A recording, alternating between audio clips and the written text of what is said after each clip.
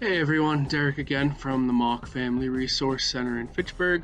I'm doing a follow-up video to my last video, which was about ice fishing gear and equipment that you need to fish. This video is going to be about ice safety and the gear that you're going to need to keep yourself safe and warm while you're out there on the ice.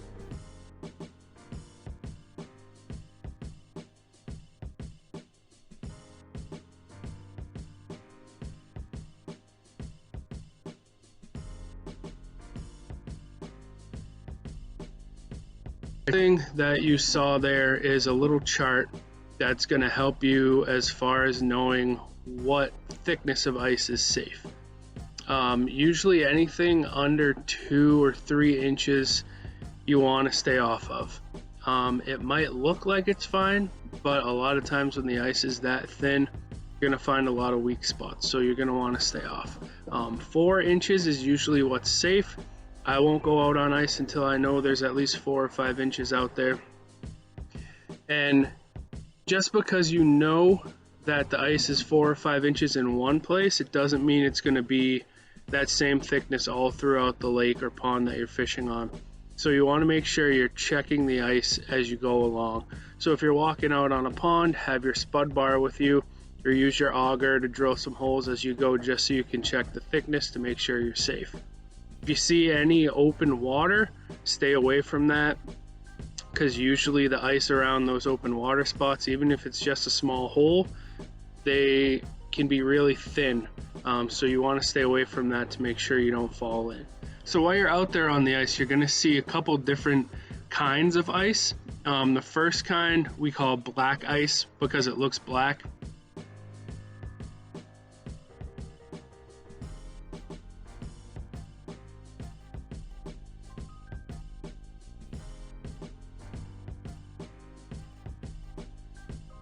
It's essentially clear. Black ice forms when the water just simply gets cold enough to start freezing, and it freezes on its own.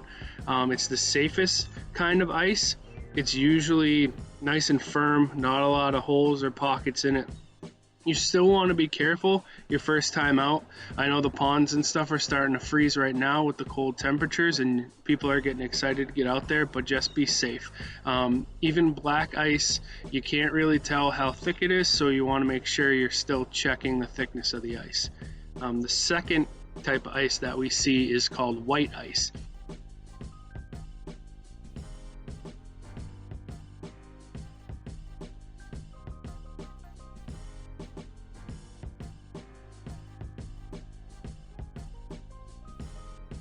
So white ice usually happens when you get snow cover on top of the ice, and then you get a nice warm day, the snow starts to melt, and then it refreezes overnight. That's going to form a layer of white ice. So white ice isn't as strong because it wasn't formed from the water itself. It was formed from usually snow melting and then hardening again. So the rule of thumb, you want the white ice to be twice as thick as the black ice in order to be safe. So if you have 2 inches of black ice and then there's white ice on top of it, you're probably going to want about 4 inches of white ice on top. Usually you're going to see more black ice than white ice, which is a good thing. So you want to make sure that you have a nice layer of black ice under that white ice, and that's how you're going to be safest.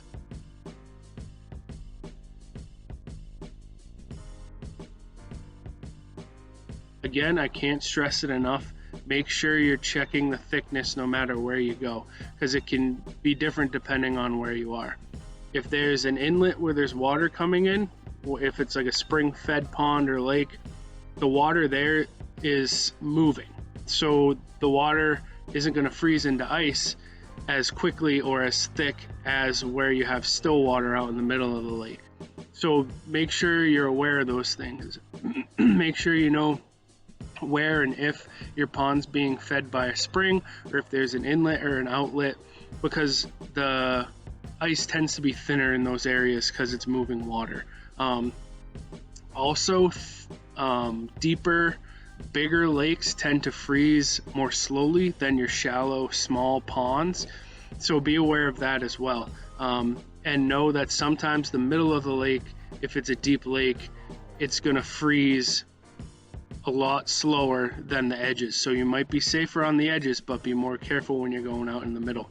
So it's good to look up the ponds and lakes online that you're planning on fishing. Massachusetts.gov and New Hampshire.gov have pond maps up there, which are super helpful. They tell you the depth and how big the pond is as far as acreage. So that'll help you out, kind of gauge things a little bit if you're looking to get out there and check some ice. Before we get into all the clothing and all that stuff, one of the most important pieces of equipment that you can have as far as safety are called ice picks. They look like this. They also come in different varieties. These are just the type that I had. I found them at Walmart. They were cheap. They come with string on them. Put them around your neck. That way when you're walking around out on the ice, if you happen to go through, you're going to have these right around your neck and have them on you. These are super important because when you fall through, you're going to want to break them apart. Then you stab them into the ice to help pull yourself up. So this is probably your most important piece of safety equipment next to your spud bar and also your judgment. So pick up a pair of these ice picks if you see them. Super important. They could help save your life.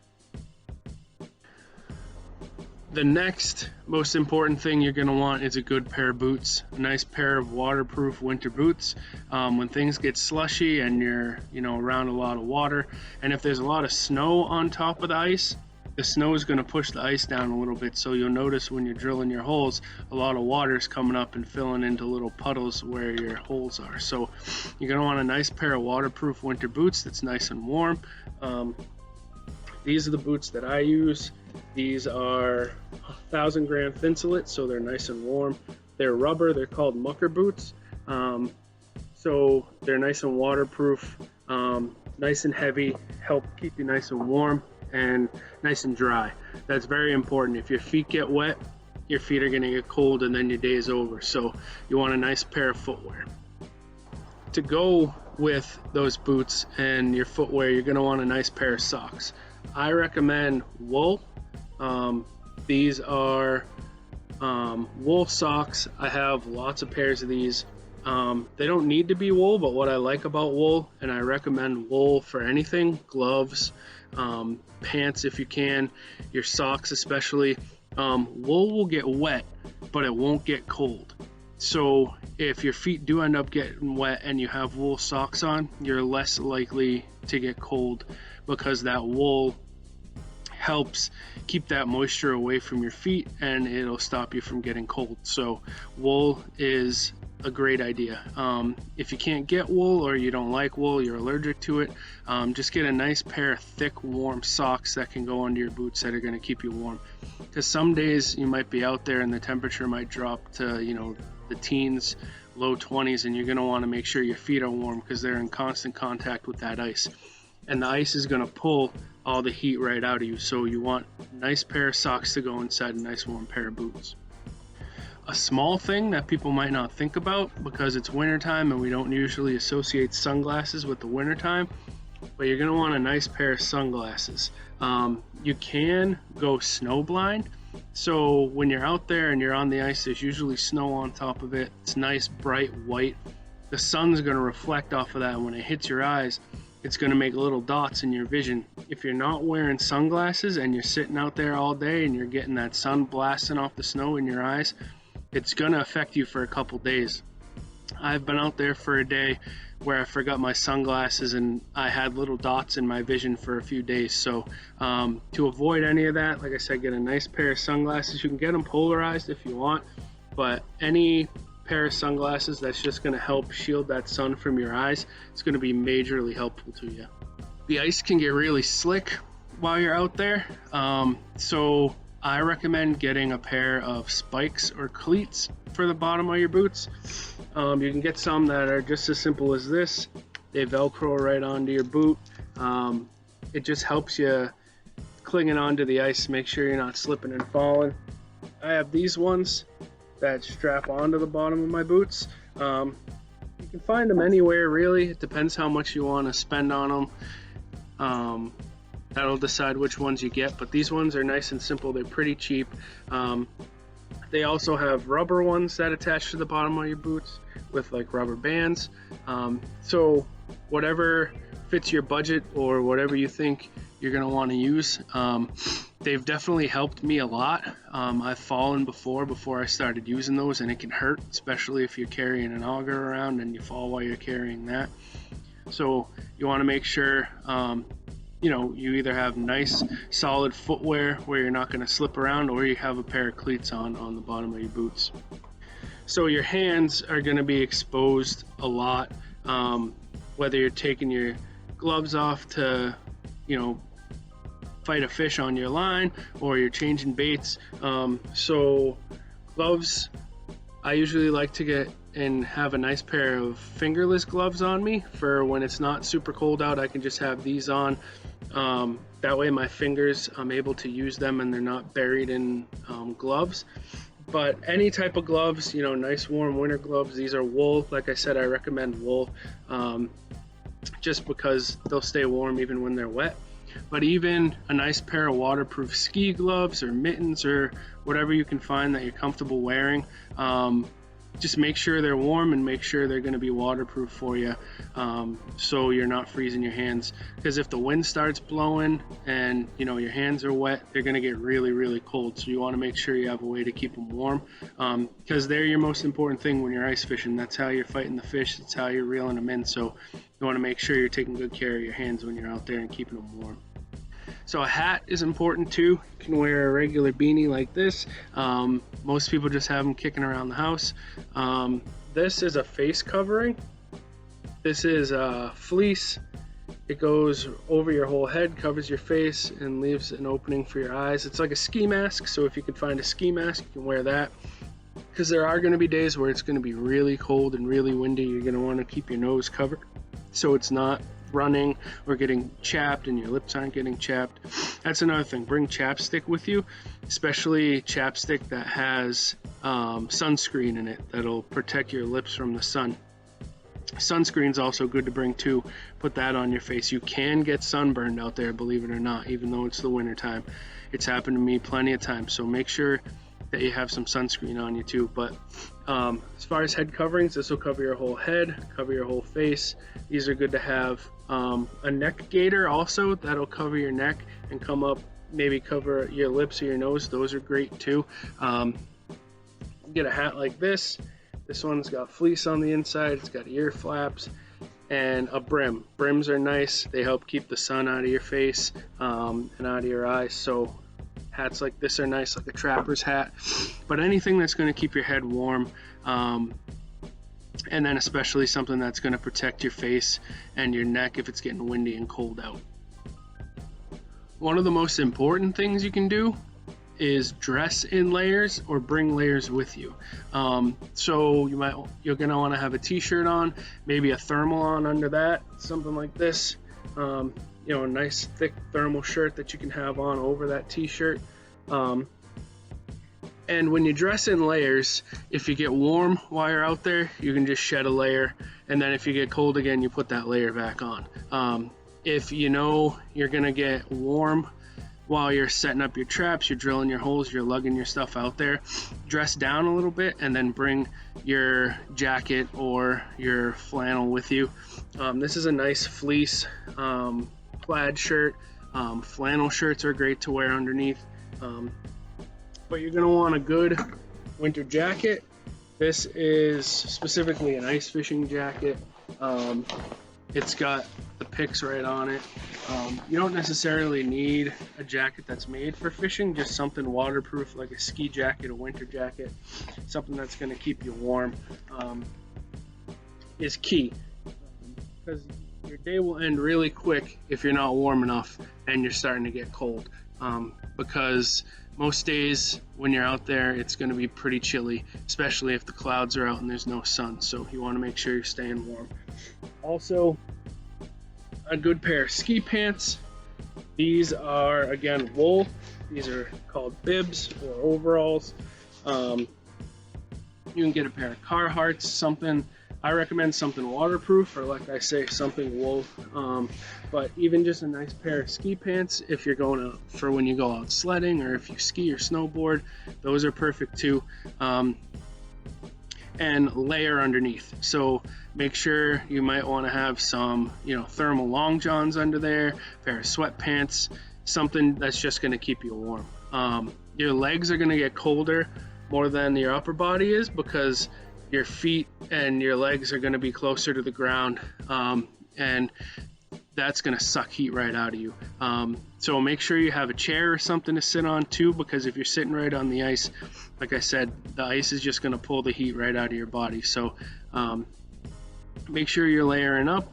You got your wool socks, your boots, your sweatpants, long johns, and then your bibs or your ski pants over that, t-shirt, flannel shirt or a long john shirt, maybe a nice fleece shirt, and then either a sweatshirt over that, and then your jacket, or bring the layers with you. Pack an extra sweatshirt in your day bag. I always bring a backpack with me called a day pack, that has like a knife in it, fire starter if I need it. It's got hand warmers. You can buy those at Walmart, little packs of hand warmers. You break them open, shake them up, and they warm up. Those are great to have. I usually keep a lot of those on me and in my day pack. I also keep water in my day pack, extra pair of gloves, maybe an extra hat just in case you get wet. So a day pack is a great idea too. A flashlight just in case, some rope, just some little added safety measures, a whistle. Your day pack will be your best friend if you get in an emergency situation. So make sure, you at least have some water and some other survival things in there, like your knife, your fishing tool, anything like that. So the main thing that you want to focus on when you're out there is your safety, making sure that you're checking the ice, and then also making sure you're warm and you're comfortable when you're out there. You don't want to get turned off to the sport just because you might not have been prepared one day and you were cold, and because it is really fun. So make sure you're layering up, you're keeping warm. And like I said, it's way easier to shed layers once you get warm than it is to try and find layers to put on once you get cold. So either wear those layers out or pack them with you, and make sure you're staying warm and you're staying safe, checking your ice and everything.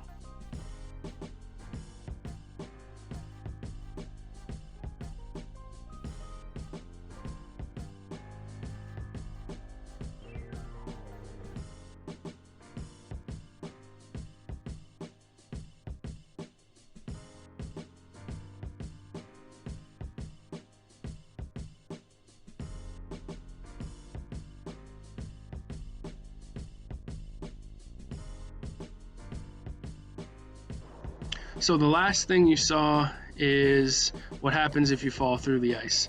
It's never happened to me, thankfully, because I'm usually pretty careful, checking my ice all the time, making sure I know the thickness, and staying where I know it's thick and safe. But if you do fall through, just try not to panic.